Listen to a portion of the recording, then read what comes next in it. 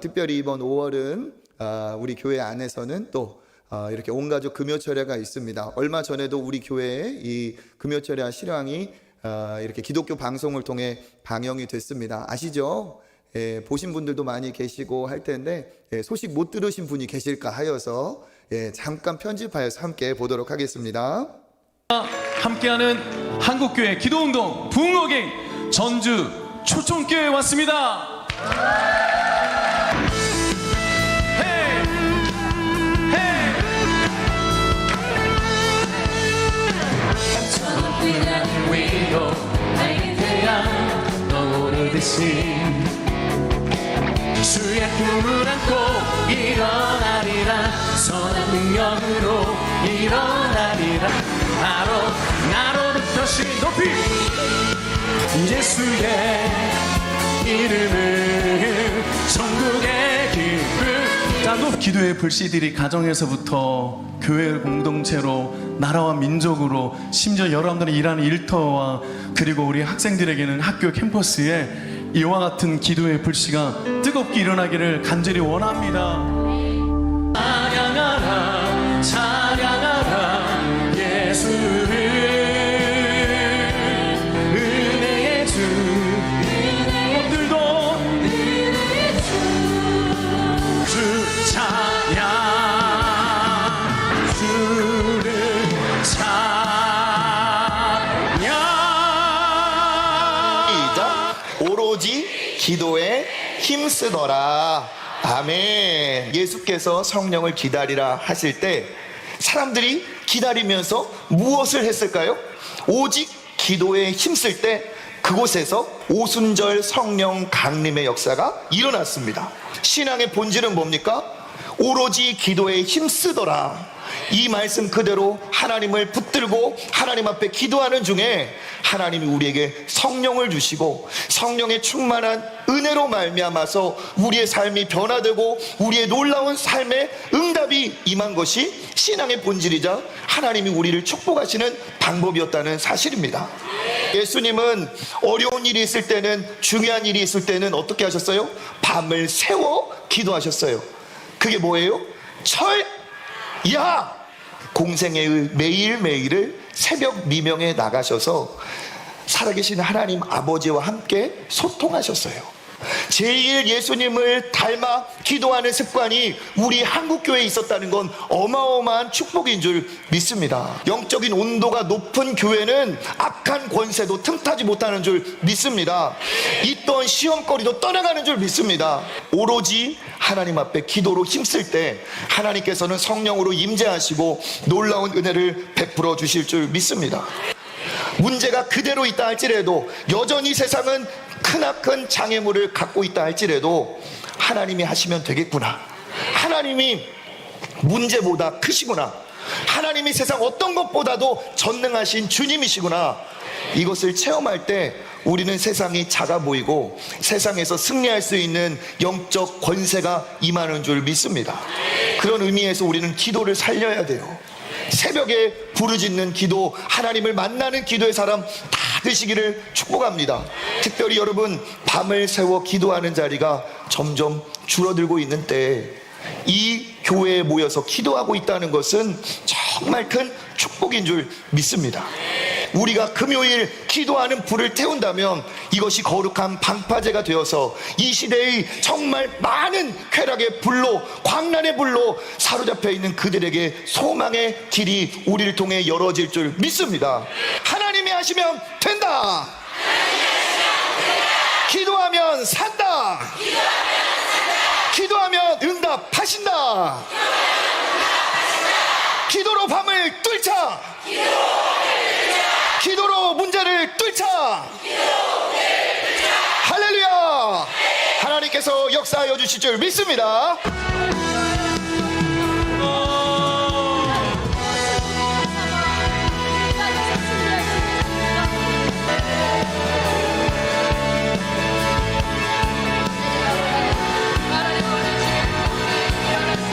온 세대가 함께하는 한국교회 기도운동 어게인 더 크게 감사. 네, 우리 하나님께 감사의 박수 한번 드리겠습니다. 네, 감사합니다. 예, 앞에 찬양했던 그 사람들 어디 다른 데서 데려온 사람들 아니에요. 아시죠? 우리 자녀들이고 우리 청년들입니다. 이 어느 교회 얘기예요? 아이고, 좋은 교회 다니시네요. 아이고, 축하합니다. 네. 이번 온가족 금요철야에도 이와 같은 뜨거운 은혜의 불씨가 있을 줄 믿습니다. 우리가 5월 가정의 달을 맞아서 정말 우리 자녀들이 잘 되고 앞길이 활짝 열리기를 축복합니다. 그런데 더더욱 중요한 것은 무엇이냐? 하나님을 알고 돈도 벌어야 되고, 하나님을 제대로 알고 하나님이 권세도 주셔야 그것이 부작용이 없지. 하나님 모르는 돈, 하나님 없이 얻은 성공은 정말 위태위태합니다. 그렇죠? 그래서 우리가 그런 것을 잘 알아야 돼요. 이번에도 뭐 한 개그우먼이 패러디 해가지고 뭐 대치동 이야기 막 그런 얘기가 나왔는데, 안타까운 연관된 기사를 봤어요. 4살 먹은 아이들이 영어 유치원에 들어가기 위해서 시험을 치르고 경쟁을 치러야 된다. 그런데 안타깝게도 무엇이냐? 서울에 있는 그 대부분의 그 평균, 그 지역보다 훨씬 더 높게 3.8배, 정확히 3.8배, 약 4배 가량의 그 어린아이들이 아동 정신질환에 그 지역만 시달리고 있대요. 영어 유치원이 밀집되어 있는 그 지역 아이들이. 기사에는 이렇게 되어 있습니다. 연령과 무관하게 과도한 학습 부담이 아이들을 우울증과 불안 장애로 몰고 있다. 그런 얘기를 보면서 참 안타까운 마음이 듭니다. 부모가 자녀를 사랑하지 않는 자녀가 어디 있겠어요? 분명히 사랑해서 자녀가 잘 되기를 바라서 그렇게 했는데, 정말 그렇게 우울해지고 어린 나이부터 그러한 치열함 속에 아이들이 정신적인 어려움을 겪는다면 진짜 누구를 위해서 그렇게 하느냐 하는 그런 생각이 듭니다. 이렇게 삐뚤어진 자녀 교육, 삐뚤어진 세상의 교육은 인간의 영혼을 피폐하게 만들어 버리죠. 왜 그렇습니까? 인간은 육체만으로 존재하는 게 아니라 인간은 영과 육이 함께하기 때문에 그렇습니다. 그러니까 바른 교육은 영적인 교육과 육적인 교육이 이게 함께 가야 돼요. 안 믿는 사람의 버전으로 말하면 정신, 마음을 돌볼 수 있는 교육이 함께 가야 되지, 그냥 잘 먹고 잘 사는 이 물질의 육에 대한 교육만 가면 어떻습니까? 반드시 부작용이 생기는 거예요. 그런데 세상의 교육이 어떻습니까? 편중되어 있죠. 방향성이 상실되어 있습니다. 그러다 보니까 어때요? 한쪽만을 향해서 가고 있어요. 우선순위는 오히려 영적인 측면인데 육적인 것만 위에서 갑니다. 그 뒤에는 뭐가 있습니까? 강력한 물질주의가 압박을 하고 있어요. 그러니까 부모들 모두가 자녀를 잘 키우는 것은 그냥 돈 많이 벌게 하는 게 잘 키운 것이고, 세상에서 잘 산다 하면 돈 많이 벌면 부자면 잘 산 거예요. 그런데 진짜 돈이 많으면 잘 산 겁니까? 아니라는 거죠. 강력한 세상의 풍조가 사람들을 몰아치고 있어서 우리 부모들, 믿음의 부모들 역시도 학부모 모임 갔다 오면 굉장히 혼란스러워요. 믿음으로 키우는 내가 진짜 잘하고 있는 것인지, 오히려 내 자녀가 뒤처지게 정말 바보를 만드는 건 아닌지 두려움이 우리를 엄습합니다. 그렇기 때문에 세상의 교육의 모든 것들은 어떻게 해요? 두려움이고 겁이고 미래에 대한 불안감이 다 아이들이 그렇게 몰아가고 있고 부모를 휘두르고 있어요. 특별히 자녀를 잘 키워보고자 하는 그 내면에 잘못된 부모의 욕심이 있기도 합니다. 부모가 자녀를 자기 자식으로 존귀하게 대해야 되는데 마치 내 소유물과 같이 내가 원하였던 것, 내가 추구하고 성취하고자 하는 것을 자녀를 통해 대신 성취하려고 내 욕망의 성취 수단으로 자녀를 몰아갈 수도 있습니다. 그러니까 그러한 그 전체적인 상황과 이 불안함이 자녀들을 성급히 어린 나이부터 냉혹한 경쟁 안으로 몰아가고 있습니다.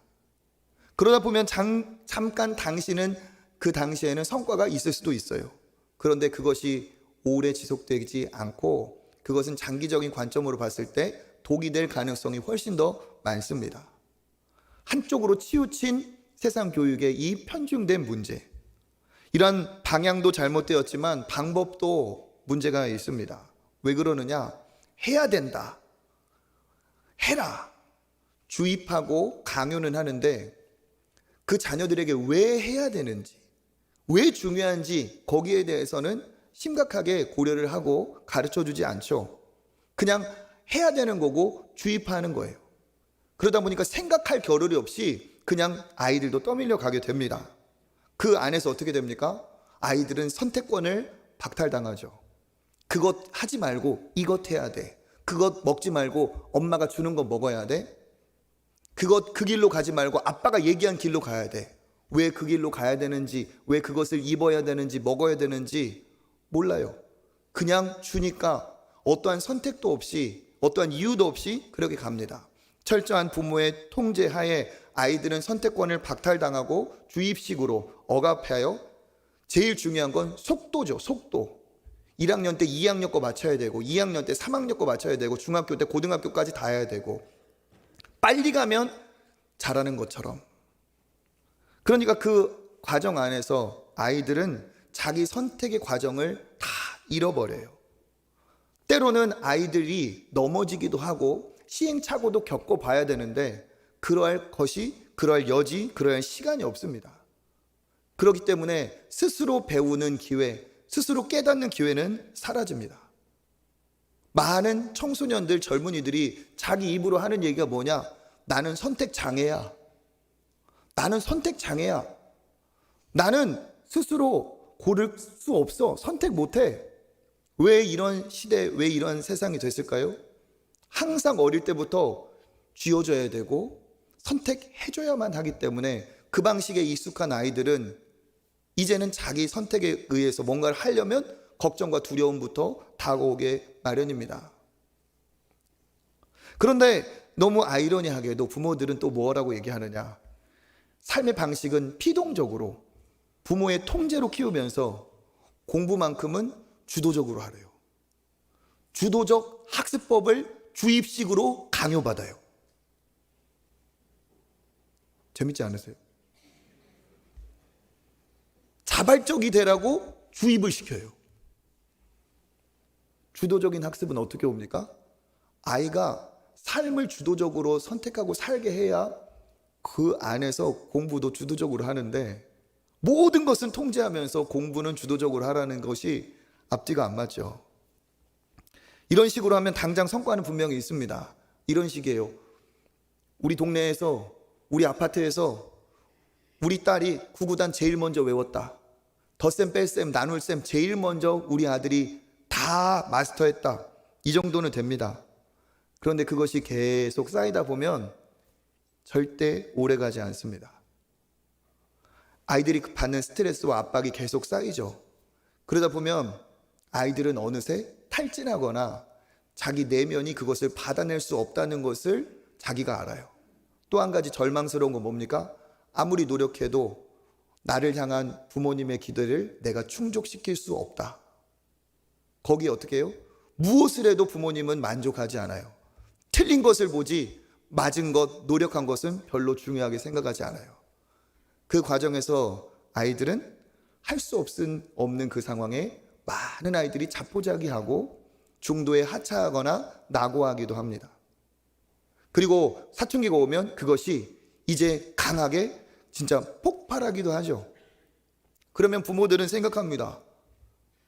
지금까지 잘 따라왔는데 이렇게만 가면 될 것 같은데 얘가 갑자기 왜 이러지?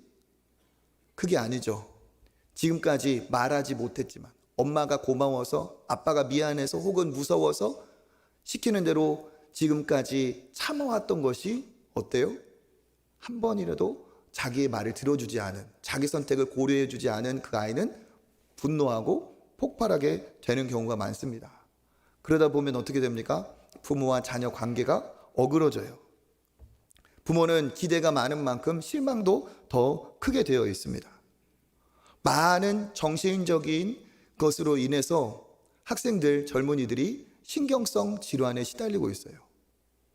이유도 알 수 없는 두통, 알 수 없는 복통, 여러 가지 질환, 물어보면 신경성. 진짜 이것이 몸에만 문제가 나타나지 않고 정신의 문제가 와서 우울증, 여러 가지 불안, 장애 등 극단적으로 가면 극단적인 선택, 죽음까지 고민하는 상황에 이르는 경우가 많습니다. 우리가 몰라서 그렇지, 우리가 모르는 사이에 내 아들, 딸도 죽음을 고민해 봤을 경우가 상당히 많아요.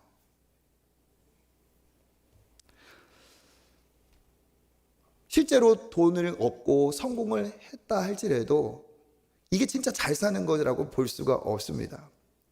돈이 많고 권세가 많으면 더 타락의 길이 훨씬 더 많아요. 더 취약해집니다. 범죄에 노출되고 더 유혹거리는 많고 많은 돈 때문에 가진 그 위치 때문에 표적이 됩니다. 여러 가지 중독 현상에 누구도 붙잡아 줄 수 없어요. 성 중독, 도박 중독, 알코올 중독 등 심각한 건 요즘 뭡니까? 약물 중독이죠. 쉽게 약물로 해결하려던 습성이 이제는 자기의 공허함을 약에 손대게 하는 거예요. 지난달 4월 3일 기사에 강릉 옥계항에 외국을 돌고 돌아서 들어온 외국 선박에서 마약이 검거됐습니다. 그런데 마약의 양이 1톤. 그 전까지 역대 기록은 400kg이었는데 이제 톤 단위로 들어오고 있어요. 1톤이 적발이 돼서 압수가 됐어요. 1톤이면 돈으로는 5천억대, 그리고 사람으로 나누면 200만 명이 동시에 투약할 수 있는 양이래요. 우리 전라북도 인구가 170만 정도 됩니다. 이 약이 위험한 게 뭡니까? 한 번이 중독이, 한 번으로 끝나기 때문에 그래요. 그러면 만약에 그 약이 풀렸다면 어마어마한 일이 일어났겠죠. 그런데 여러분, 적발된 것만 이 정도지 적발되지 않은 건수가 얼마나 많을까요? 제가 얼마 전에까지 사역했던 부산은, 항구, 대도시는 훨씬 더 심각해요. 남 얘기가 아니에요. 이런 상황에서 우리가 아이들을 어떻게 지킬 수 있을까? 등급이 지켜주냐? 봉급이 지켜주냐? 이러한 복잡한 시대 중에 우리도 살기 힘든데 아이들이 살아갈 시대를 한번 생각해 보세요. 기술은 더 편리해질 거고 더 새로운 기술들이 발전할 겁니다. 그런데 그것이 우리에게 유익하기만 한가요? 분명히 새로운 기술이 우리에게 주는 유익이 있지만 그것으로 인해서 우리가 얻는, 잃어버린 것도 참 많아요. 지금 스마트폰 하나가 나오면서 참 많이 편리해졌지만 이 핸드폰 하나 때문에 얼마나 많은 것을 놓치고 잃고 삽니까? 옛날에는 그런 것도 있었어요. 전화 예절이라는 것도 있었어요. 그래서 옛날에 전화 어떻게 하셨죠? 갖고 다니는 시대가 아니라 집에만 전화기가 한 대 있었어요. 저보다 더 오래되신 분들은 전화기가 몇 집 건너 하나 있었어요. 그렇죠? 그러니까 전화하려면 어떻게 합니까? 전화기 수화기를 들고 구멍에다가, 숫자 구멍에다가 손가락을 넣어서 띠리릭 돌렸다가 탁 놓으면은 슉슉슉슉 돌아가요. 그죠? 60, 39, 5, 7 이렇게 싹 돌렸다가, 왜 그렇게 새로운 것처럼, 저만 해본 것처럼 그렇게 보세요. 조금 신식인 집은 이렇게 버튼식 띠띠띠 이런 게 있었어요. 그죠? 그럼 어떻게 돼요? 친구랑 만나기로 약속이라도 잡으려면 어떻게 합니까? 그러니까 엄마 이 집에 들어와서 전화를 걸어요. 그러면은 상대방 이제 집에서 전화를 받습니다. 내 친구가 받을 때도 있지만 부모님이 받을 때도 많죠? 그럼 어떻게 해요? 여보세요? 누구 좀 바꿔주세요? 이러면 버릇없고 이런 사가지가 없는. 그럼 어떻게 해야 돼요? 인사부터 해야 돼. 전화로. 안녕하세요. 내가 누군지. 저는 누구 친구 누군데요. 누구 있으면 좀 통화하고 싶어요. 먼저 밝혀야 돼. 여보세요, 누구 바꿔주세요 하면은 이거는 아닌 거예요. 이런 예절이 있었어요. 그러면 그 부모님이 그래 누구 다 알지. 그러니까 누구야 전화 왔다 하면은 전화 받아서 어디서 나와라. 이런 시대가 있었어요. 그죠? 그런데 이런 정감이 사라졌어요. 이런 예절도 필요 없어져 버렸어요. 어른들 대하기도 싫고 어른들 이런 것으로 만지치지도 않아요. 요즘 젊은이들은 전화 공포증이 있어요. 전화 공포증 아세요? 전화 공포증이 있어서 요즘 아이들은 전화하면 무례하다고 생각해. 문자나 카톡 이런 것으로 해야 되는 거예요. 시대가 바뀌었어요. 그때는 다 손에 신문이나 책을 들고 다녔어요. 밥 먹을 때는 서로 얼굴을 보고 대화를 나눴어요. 그런데 그런 거 지금 다 사라졌어요. 기술이 발달하면 좋은 것도 있지만 오히려 잃어버리고 더 악한 것도 많이 생길 겁니다.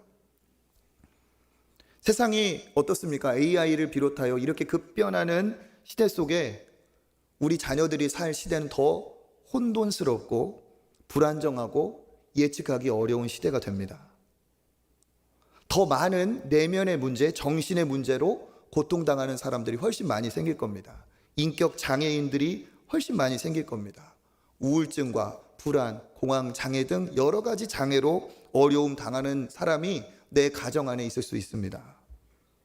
관계가 서툴다 보니까 이웃 사이의 관계가 아니라 가정 안에서 관계도 굉장히 약화되고 치명적인 어려움을 맞을 수도 있습니다. AI가 지금 일주일만 지나도 이전 기술이 돼버려요. 몇 달이면 벌써 9세대가 돼버려요. 이 AI가 오면서 사람들이 도태될 것이고 사람과 기계의 윤리 문제가 엄청 심각해질 겁니다. 또 다른 지배층 같은 권력이 생길 수 있어요. 더더욱 심각한 건 무엇이냐? 사람들은 이제 극도로 관계 중심적이 아닌 나 중심으로 개인주의로 이기적인 사회가 될 겁니다. 그런 사회에서 아이들은 의심하고 아이들은 회의를 가질 거예요. 나 혼자만 잘 먹고 잘 살면 되지 왜 옆에 있는 사람을 돌봐야 돼? 왜 다른 사람들과 함께 살아야 돼? 가정 안으로도 들어와서 내 노력으로 번 돈인데 형은 형이고 누나는 누나지. 왜 한 가족이면 다 도와줘야 돼? 왜 사람들을 도와야 된다? 함께 살아야 된다? 이런 것을 무엇으로 가르칠 수 있을까요? 오히려 세상의 학문은 잘났으면 힘으로 밟고 올라서고 그게 경쟁사회의 그냥 일반이에요. 더더욱 어려운 건 뭡니까? 외적으로는 아주 피지컬을 중요하게 생각하겠지만 내면은 부실한 사람들이 참 많아요. 그러니까 앞으로는 어떤 사람이 경쟁력이 있냐? 내면에 힘이 있는 사람이 경쟁력 있는 사람이 될 겁니다. 온전한 자존감 있는 사람, 사람들의 말에 쉽게 휘둘리지 않고 뚜렷한 소신과 주관이 있는 사람, 물질 세계에 살지만 정신, 보이지 않는 가치에 의미를 두고 그것을 추구하며 살아가는 사람, 영적인 사람, 영적 세계관을 가진 사람. 앞으로 더 필요하고 시급한 경쟁력은 어디에서 나오냐?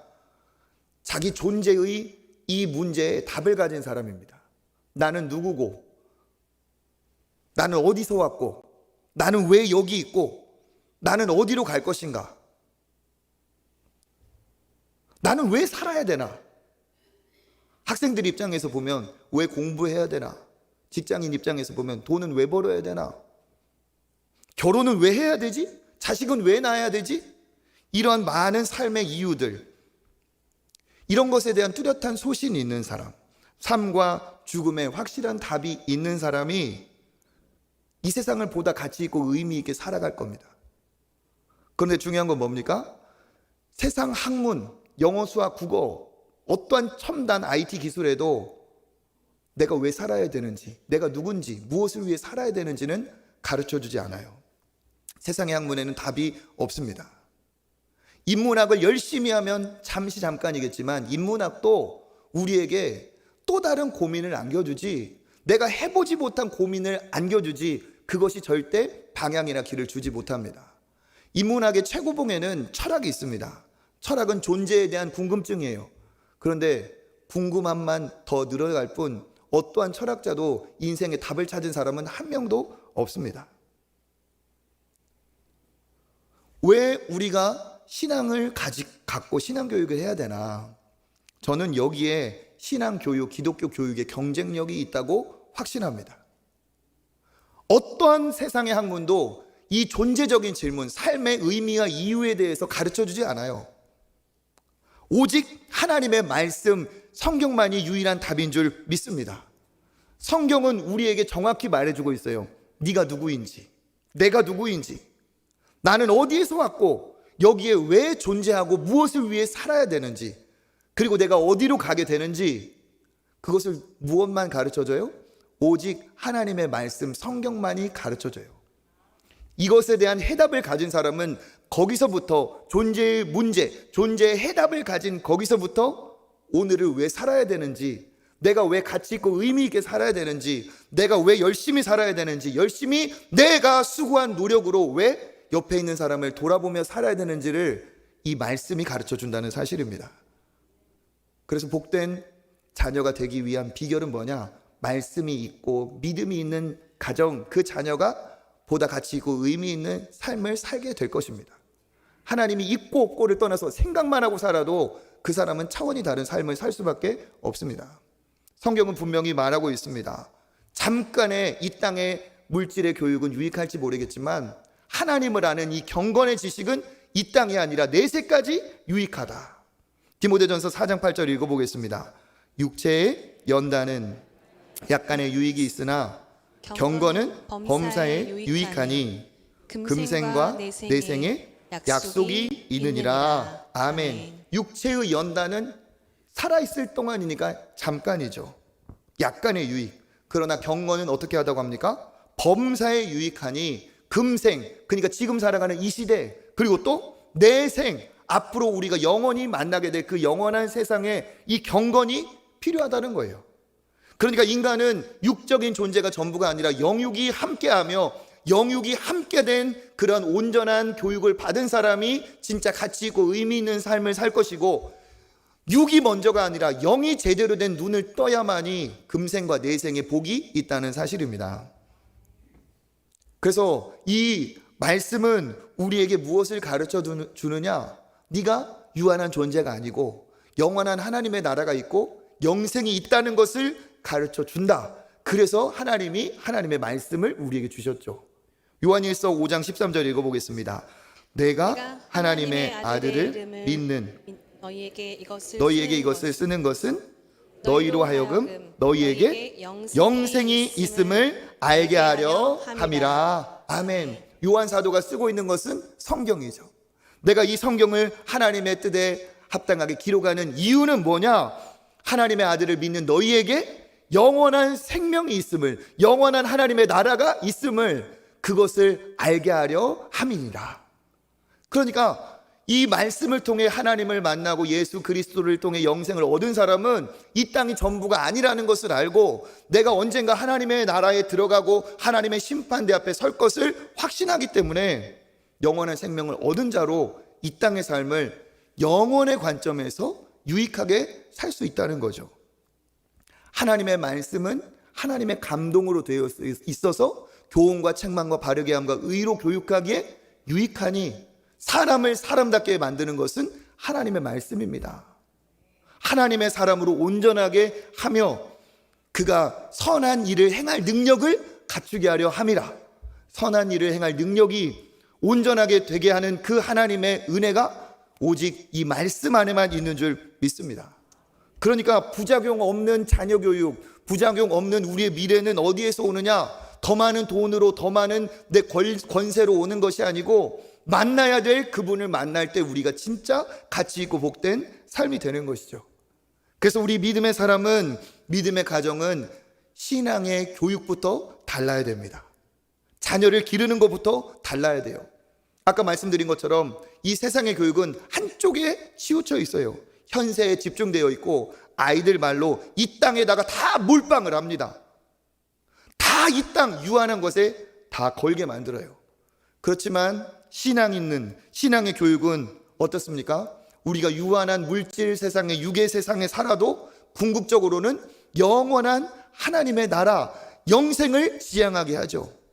하나님의 나라, 하나님의 초점에 따라 오늘 이 시대를 살아가게 합니다. 그때 어떻게 됩니까? 영과 육이 조화된, 그러면서도 영의 영원한 것에 초점을 맞추면서 보다 가치 있고 의미 있는 삶을 살 수 있게 되는 것이죠. 그래서 우리는 어떻게 합니까? 이 땅에 살지만 하늘을 바라보며 거기에서 삶의 의미와 가치와 이유를 발견하는 놀라운 축복이 거기서부터 온다는 거예요. 그래서 우리가 깨달아야 될 게 무엇이냐? 모든 문제가 이 땅에 있지만, 모든 문제거리가 이 땅에서 일어나지만 해답이 땅에 있다고 생각하면 안 돼요. 문제는 땅에 있지만 해답은 하늘에 있습니다. 유한한 것이 문제지만 해답은 영원한 것을 얻을 때 찾아오게 되어 있습니다. 그러니까 우리의 문제, 더 많은 것, 더 물질의 추구, 더 높이 올라가는 어떤 권세, 이것으로 우리에게 만족이 해답이 되지 않는다는 거예요. 내가 인생에 갈증이 있는 것은 돈이 모자라서가 아닙니다. 내가 그 돈이 있으면 될 것 같지만 실제 그 돈이 있다 하더라도 여전히 또 다른 단위의 물질이 나를 허기지게 만들 것이고, 실제로 갖고 있는 사람들 중에서도 만족한 사람 없습니다. 내가 저 자리에 올라갈 것 같으면 진짜 너무 좋겠다 하지만 그 자리에 올라간 사람의 얼굴은 어둡습니다. 마치 등산가가 등산을 하죠. 그 꼭지점에 올라가고 싶어서 어마어마하게 노력하지만 거기서 할 수 있는 것은 인증샷 하나밖에 없어요. 찍자마자 살기 위해 다시 내려와야 됩니다. 우리의 인생이 그렇게 허무해요. 이와 같은 인생에 우리가 신앙인이라면 어떻게 해야 돼요? 질문해 봐야 돼요. 결정적인 순간에 내 영혼을 붙들고 우리 가정을 붙들어주고 내 아들, 딸들을 붙들어줄 것이 무엇인가? 더 많은 돈이 아들, 딸들을 붙들어주고 세상의 권세가 붙들어주는가? 아니라는 거죠. 내면이 꼬꾸라졌을 때 다시 일어나게 하는 것은 하나님의 은혜인 줄 믿습니다. 내 안에 담겨있는, 내 안에 새겨있는 말씀, 너는 하나님의 존귀한 자녀다, 내가 너와 함께한다, 내가 너를 통해서 다시 일하게 새롭게 하실 것이다, 이거를 진짜 믿는 사람이 일어나는 거예요. 1등급, 2등급이 학위가 갖고 있는 돈이 우리 자녀를 지켜주는 게 아니라 사느냐 죽느냐의 문제에 기로해서 내가 하나님의 존귀한 자녀라는 그 사실이 우리 아들, 딸들을 지켜주는 겁니다. 그런 의미에서 신앙인이라면 질문해 봐야 돼요. 나는 하나님 앞에 어떠한 신앙인인가? 부모로서 나는 어떠한 부모이고 어떠한 가정을 하나님이 원하실까? 자녀들에게 무엇을 해줄까? 이전에 여러분 경험해 보시죠. 아이들이 자라면 자랄수록 해줄 수 있는 게 없어요. 점점 처음에는 그냥 사탕 하나로도 만족하였던 아이들이 점점 채울 수가 없어요.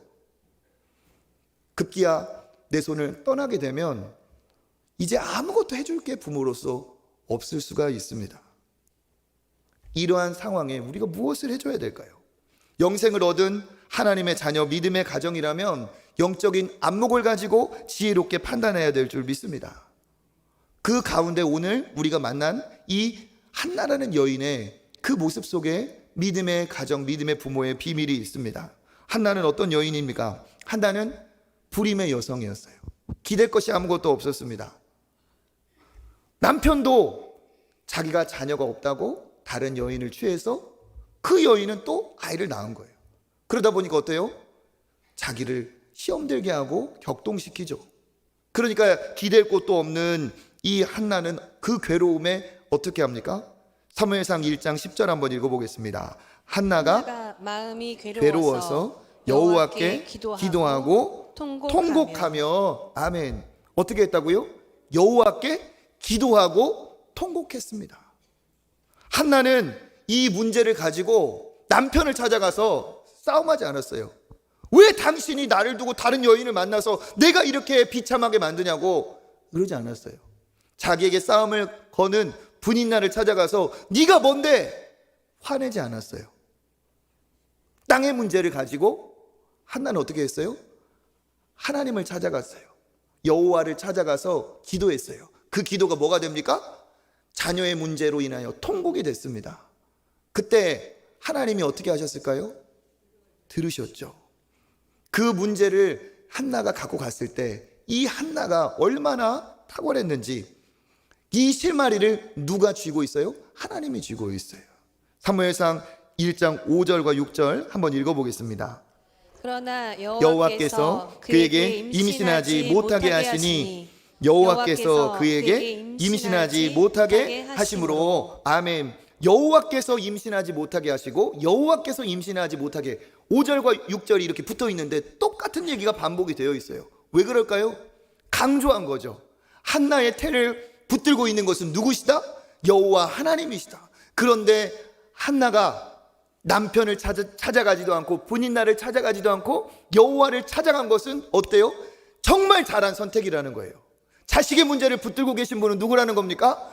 여호와 하나님이라는 거예요. 거기에서 이 한나는 기도합니다. 하나님께 통곡하는 거예요. 그런데 이 여인의 기도, 자녀로 인해 고통당하는 이 여인의 기도를 하나님이 들으실까요? 아니면 외면하실까요? 들으시죠. 하나님이 어떻게 하시냐? 우리 19절과 20절 읽어보겠습니다.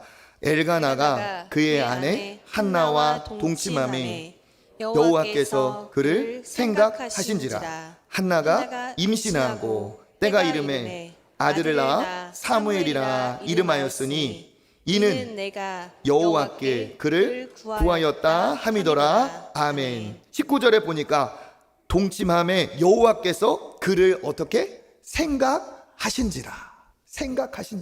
왜 생각하셨어요? 하나님 앞에 나아가서 기도했더니, 하나님 앞에 통곡했더니 하나님이 누구를? 한나를 생각하신 거예요. 부모의 기도는 하나님을 그 기도하는 자를 생각하게 하십니다. 기도하면 하나님이 기도하는 자를 어떻게 해요? 생각하시는 거예요. 그의 고통을, 그의 아픔을 하나님이 생각하세요. 우리의 기도는 허공의 메아리가 아닌 줄 믿습니다. 해가 뜬다고 해가지고 저기 정월에 이런 데 막 달 보면서 새해가 막 한다고 어디 바닷가에서 막 해 뜨는 거 빌고 빕니다. 도와주십시오. 누가 들어요? 해가 들어요? 해가 듣고 내가 해줄게 해요? 아무것도 못해요. 해가 아무것도 못해. 그냥 자기 바람을 그냥 토로한 거예요. 기도의 차이점이 뭡니까? 기도는 하나님이 들으시는 줄 믿습니다. 기도는 한나의 기도를 들은 하나님이 그녀를 생각하게 하셨어요. 우리가 기도할 때 하나님이 우리를 생각하십니다. 특별히 부모의 기도를 하나님은 외면하지 않으세요. 왜? 하나님이 너무 그 부모의 마음을 잘 알고 계시기 때문에. 왜 그렇습니까? 하나님은 나의 아버지이시니까 그 부모의 마음을 너무 잘 알고 있어요. 그래서 하나님은 그 여인의 기도를 들으시고 아들을 주셨어요. 그 아들의 이름이 뭡니까? 사무엘. 그런데 이 사무엘의 이름이 왜 사무엘이냐? 내가 기도했더니 하나님이 들으셨다라는 뜻으로 사무엘이라고 했어요. 이 사무엘은 합성어예요. 듣는다라는 동사 샤마, 그리고 하나님이라는 뜻 엘. 듣는다, 하나님 합쳐서 뭡니까? 하나님이 들으셨다. 하나님은 들으시는 분이다. 이게 바로 사무엘의 이름의 뜻입니다. 그러니까 이 한나는 믿음을 가지고 들으시는 하나님 앞에 간구했고, 하나님은 들으시고 자녀의 문제를 해결하여 주신 줄 믿습니다. 그러니까 아들의 이름을 사무엘이라고 했어요. 그 결과 어떤 일이 일어났습니까? 사무엘은 하나님의 말씀을 듣는 귀가 있었어요. 그 당시는 어떤 시대냐? 하나님의 말씀이 다 사라진 시대였어요. 그 당시 사무엘상 3장 1절 말씀 한번 읽어볼까요? 아이 사무엘이 엘리 앞에서 여호와를 섬길 때에는 여호와의 말씀이 희귀하여 이상이 흔히 보이지 않았더라. 아멘. 하나님의 말씀이 희귀하였다. 그러니까 세상의 사람들이 다 물질로, 육적인 것으로 치우쳐서 하나님의 말씀을 듣는 귀가 사라져 버렸어. 하나님의 말씀이 희귀해졌어요. 하나님의 말씀을 듣지도 보지도 못하던 시대에 하나님이 누구에게 말씀하십니까? 대제사장 엘리가 아니었어요. 대제사장 엘리는 들어야 될 사람이고 말씀에 누구보다도 민감해야 될 사람인데 그는 들을 귀가 없었습니다. 그러니까 하나님이 엘리를 찾지 않으시고 사무엘을 찾으시는 거예요. 사무엘을 부르십니다. 우리 10절 한번 읽어보겠습니다. 여호와께서 임하여 서서 전과 같이 사무엘아 사무엘아 부르시는지라. 사무엘이 이르되 말씀하옵소서 주의 종이 듣겠나이다 하니. 아멘. 하나님이 엘리를 부르지 않고 대제사장이 아닌 아이 누구를 부르고 있어요? 사무엘을 부르고 있어요. 그 사무엘이 들을 귀가 있었기 때문에 그렇습니다. 그러니까 사무엘이 누구예요? 기도로 낳은 아들, 기도하는 어머니의 아들. 하나님의 말씀이 누구에게 들려져요? 기도하는 어머니의 자식에게 하나님의 말씀이 들려져요. 그 어머니는 기도하는 어머니였고 아들은 하나님의 말씀을 들을 수 있는 귀가 있는 아들이었습니다. 여러분, 신앙의 명문가 외형적으로는 대제사장인 엘리 집안입니다. 겉으로는 엘리가 신앙의 그 나라 최고 명문가예요. 그런데 하나님 보실 때 진짜 신앙의 명문가는 어디일까요? 엘리의 가문이 아니죠. 기도하는 어머니가 있고 말씀을 들을 귀가 있는 사무엘의 집안이 신앙의 실제적인 명문가입니다. 그리고 하나님께서 엘리를 버리시고 누구를 사용하세요? 사무엘을 사용하시는 거예요. 우리의 신앙도 마찬가지입니다. 겉으로의 내력이 중요한 게 아니고 진짜 기도하는 어머니가 있고 말씀대로 순종할 수 있는 자녀가 있는 그 집안이 신앙의 명문가인 줄 믿습니다. 외형적인 껍질이 중요한 가요? 내실이 있어야 중요한 거예요. 이 엘리라는 사람의 등장은 의자로 시작해요. 의자에 앉아있는 모습. 그리고 이 사람의 마지막 모습도 의자에 앉아있다 끝나요. 의미가 있습니다. 사무엘상 1장 9절 한번 읽어보겠습니다. 그들이 실로에서 먹고 마신 후에 한나가 일어나니 그때 제사장 엘리는 여호와의 문설주 곁 의자에 앉아 있었더라. 아멘. 한나는 기도하기 위해서 일어난 타이밍에 지금 엘리 제사장은 의자에 앉아 있어요. 의자. 그런데 이 사람이 마지막에 하나님 앞에 심판당해서 인생을 마치는 순간에도 비슷합니다. 사무엘상 4장 18절 읽어보겠습니다. 하나님의 괴를 말할 때 엘리가 자기 의자에서 뒤로 넘어져 문 곁에서 목이 부러져 죽었으니 나이가 많고 비대한 까닭이라. 아멘. 어디에서 죽어요? 의자에 있다가 의자에서 굴러 떨어져 죽어요. 의자가 뭘까요? 의자는 자리. 그 사람에게 주어진 하나님이 주신 자리예요. 그러니까 이 사람은 어떤 사람이 의자에 앉아 있으니까 자리는 차지한 사람이에요. 그러면 그 자리가 어떤 자리일까요? 대제사장으로서 기도해야 될 자리이고 부모로서 자녀들을 위해서 말씀을 가르쳐야 될 자리에 있는 사람입니다. 그런데 실제 이 엘리의 아들 홈리와 비느하스는 망나니들이었어요. 이 두 사람은 어떻게 악했느냐? 하나님 앞에 제물을 가져왔을 때 자기가 이제 아버지를 이어 대제사장이 될 권세를 가졌다고 하여서 어떻게 합니까? 제물을, 좋은 것들을 횡령했어요. 갈취했어요. 또 어떻게 합니까? 갖가지 악행을 저질렀는데 하나님이 진짜 가증스럽게 분노하신 게 있습니다. 뭐냐? 그 성막에서 이를 돕는 여인들과 동침을 했어요. 이 일이 소문이 났을 때 아버지인 엘리가 알았어요. 그런데 뭐라고 하느냐? 성경에 읽어보면 나옵니다. 얘들아, 이러한 악행을 하지 말아라. 너희들에 대한 안 좋은 소문이 들린다. 끝. 어떻게 했어요? 의자에 앉아서 말씀으로 가르쳐야 될 아버지이고 기도해야 될 자리를 차지하고 있으면서 아무것도 하지 않았어요. 결과 어떻게 됩니까? 홈리와 비느하스는 언약궤를 메고 제사장이다 해서 전쟁에 나가고 거기에서 언약궤는 뺏기고 그 둘은 죽고 말아요. 그 소식이 들려올 때 엘리는 또 의자에 앉아 있습니다. 그 소식을 듣고 깜짝 놀란 엘리는 휘청하다가 뒤로 넘어져서 의자에서 굴러 떨어져요.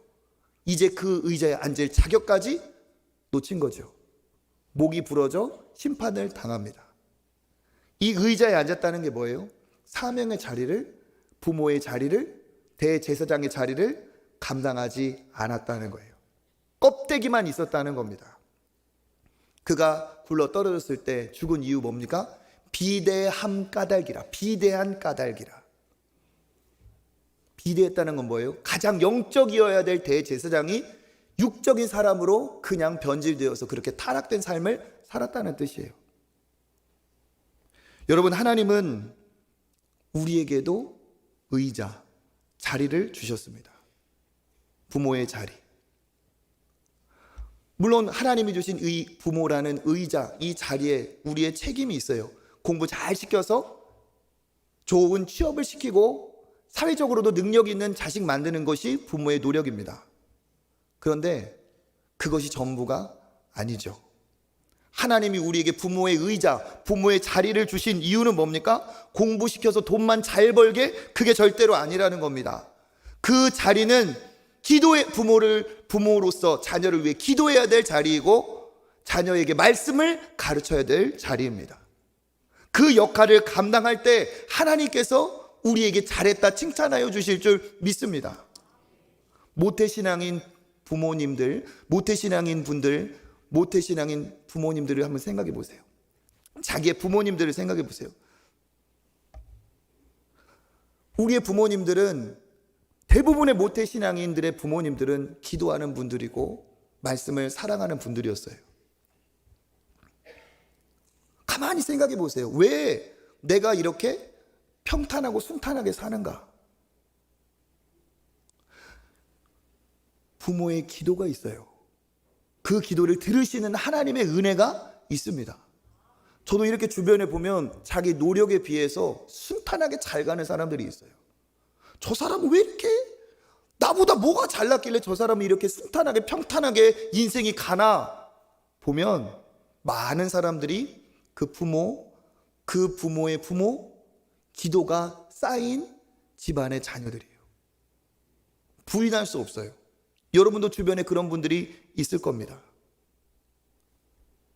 내가 이렇게 오늘 평안하게 살 수 있는 것은 내 노력이기도 하지만 나를 위해 기도하신 어머니, 아버지, 할머니, 할아버지의 기도가 오늘도 하나님이 나에게 응답하고 계시기 때문인 줄 믿으시길 바라겠습니다.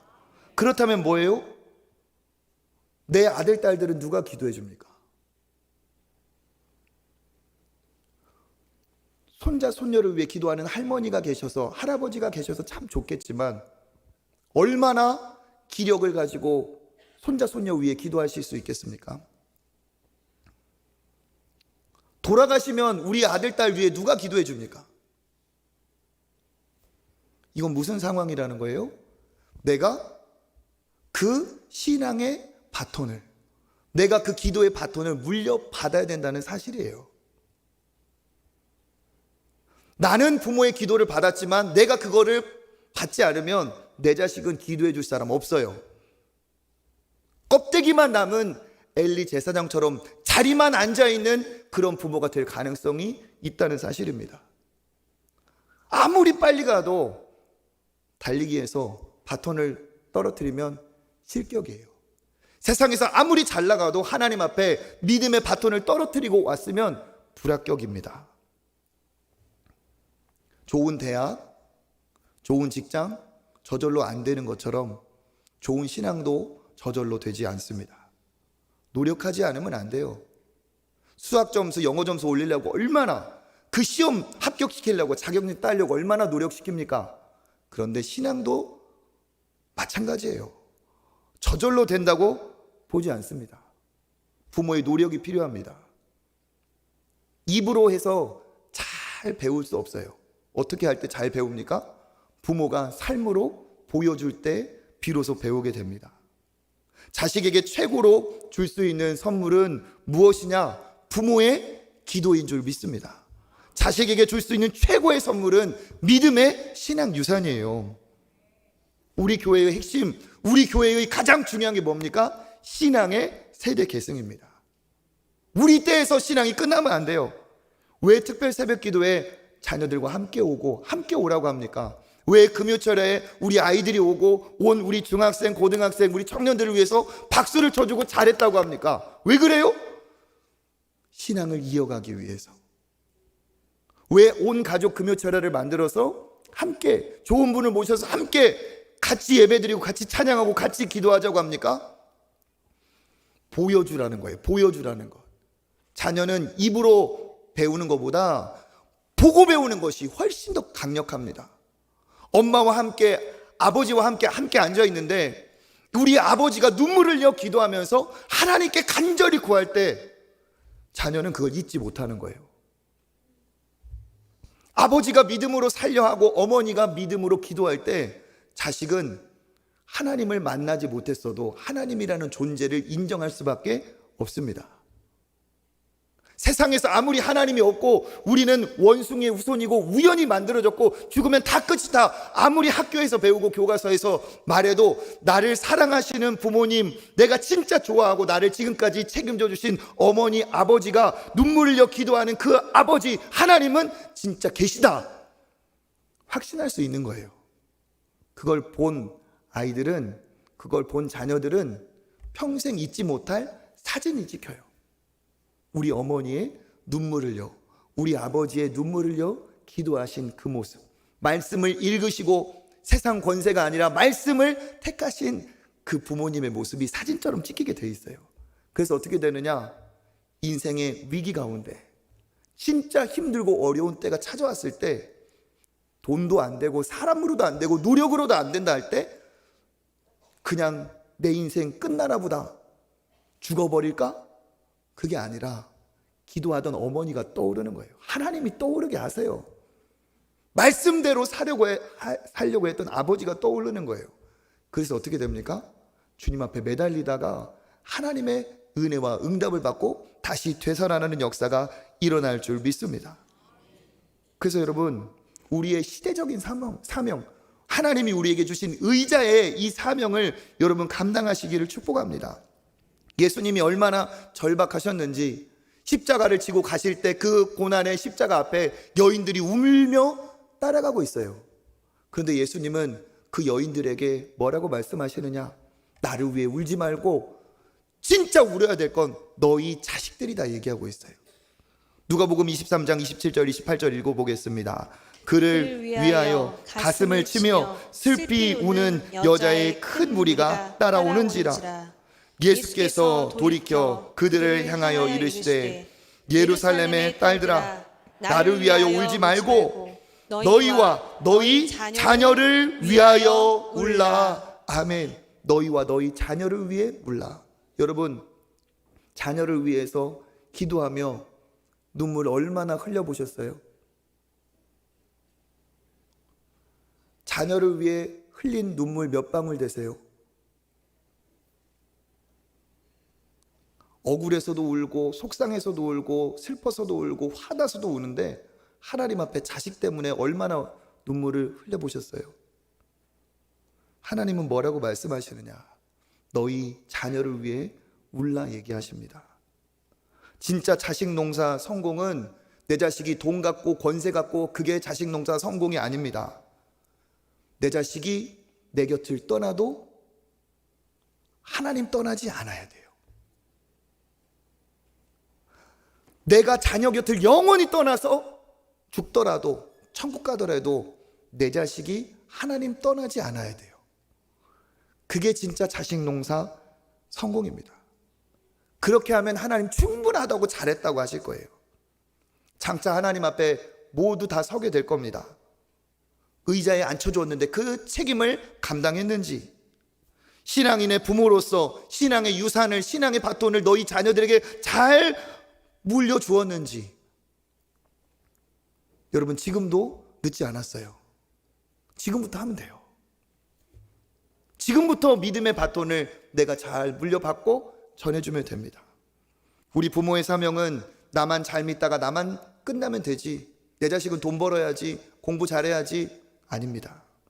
내가 떠나도, 내가 이 세상에서 부름받아도 내 아들, 딸, 내 자녀를 통해 선교가 계속되고, 내 자녀를 통해 전도가 계속되고, 내 자녀를 통해 복음 전파가 계속되고, 내 자녀를 통해 교회들이 서가고, 이런 일이 일어날 때 우리 자녀가 진짜 복된 자녀고 내가 사명 감당한 부모인 줄 믿습니다. 의자만 가지고 몇 대 신앙 껍데기만 얘기할 게 아니라, 신앙의 명문가는 이력으로만 되는 것이 아니고, 신앙의 명문가는 기도하는 어머니가 있고 말씀대로 살아가고 말씀이 들리는 자녀가 있을 때 거기서부터 신앙의 명문가가 되는 줄 믿습니다. 시대가 너무 혼란스러워서 여러분, 말씀 아니면 진짜 똑바로 제대로 살기 어려운 시대입니다. 기도 아니면 방법이 없는 시대예요. 자녀들이 어리다면 자녀가 내 곁을 떠나가기 전에 믿음의 본을 보이시고 믿음으로 세우시길 축복합니다. 그리고 자녀가 장성하여서 이제 멀리 있다면 그래도 소망을 가지고 자녀를 위해 기도의 사명을 한나와 같이 감당하시기를 축복합니다. 그러면 하나님이 우리의 기도를 들으시고 반드시 응답하셔서 자녀를 사무엘과 같이 붙들어 세워주실 줄 믿습니다. 기도의 자리에 더 늦기 전에 참여하셔서 하나님 앞에 믿음으로 가정을 세워가시는 저와 여러분 되시기를 주님의 이름으로 축복합니다.